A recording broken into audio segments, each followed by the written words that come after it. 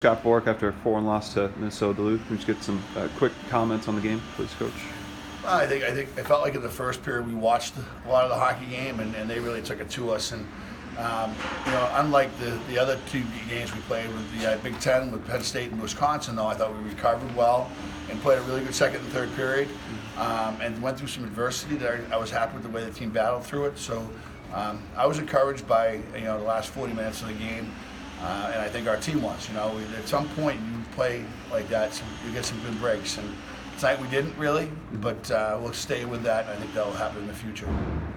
Is it a weird mental game you try to have to come back from where you don't, like you say, you don't play well in that first period, but then you come out in second, you get the first goal.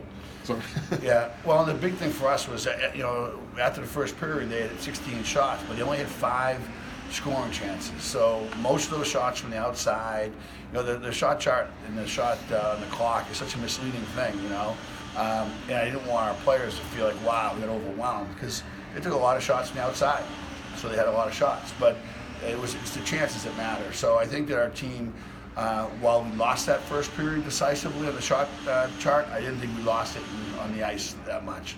And I thought that would enable us to come back and get the next one. Still, it seemed like Troy, on the ones that were in tight in the first, and really throughout the game, Troy was able to kind of get in the right spot and make some big saves, especially in the first period. And he made it look easy too. I think he a new goalie gets hit with pucks like he got hit with pucks, and he doesn't have to make any really dynamic athletic save. It gives the whole bench and the whole team confidence because they believe in him at that point. And so I thought that he made his game. He had a tough one there. I think the second one, he'd probably like that back. But overall, I thought he just made the game look really easy and kept us in a good place most of the night. What did you think of Patrick Hallway's first game? Really good. To play against Duluth in your first game in a year and a half, I thought he'd turn the puck over a lot. I didn't think he did. I thought he might get caught out of position. He did once when they had that breakaway and Troy stopped it. And I thought from that point on, Patrick had a really good game. So his addition to our team is significant. And the swagger he plays with, because he's been in big games already. No one in that room has been in a big game in Hockey East, not a single person. And so Patrick has, and I think that's really healthy for us moving forward.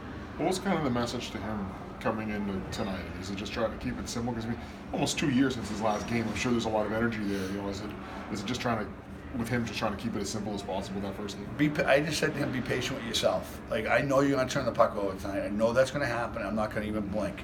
Be patient with yourself, because you're a really good player, and all you need to do is get moving forward with your game, and you'll be really good for us down the stretch. And I thought that he did that really well and impacted the game pretty well. I think he's going to add a dynamic force to our power play because of how he shoots the puck. He can break the puck out because he can absorb the first forechecker really well. I think it's a big addition to the back end, and I'm excited to see his development moving forward. On the flip side of that, Irvine gets hurt in the first period. Didn't come back any update on how he's doing. He won't be back for a while. It's frustrating, and I said this to the other coaches. We've lost. Now we're going to lose 3 guys to a lot of minutes, and that's our first, second, third line center. And he's had such a great year. It's really frustrating for him because he's played so well all year. Hopefully he'll get through it and get back as soon as possible, but it's going to be a little while for sure. What did that do to how you kind of managed the forwards in that second and third period? Because it seemed like it was jumbled as you would expect. I think Welcher was with Tavernier and Griesok at one point. I think Tavernier was even playing center on some of the power plays. And was it tough to manage there? Because it's not just a guy; it's your first line center. First line center, who's our first PK and our first power play. Yeah.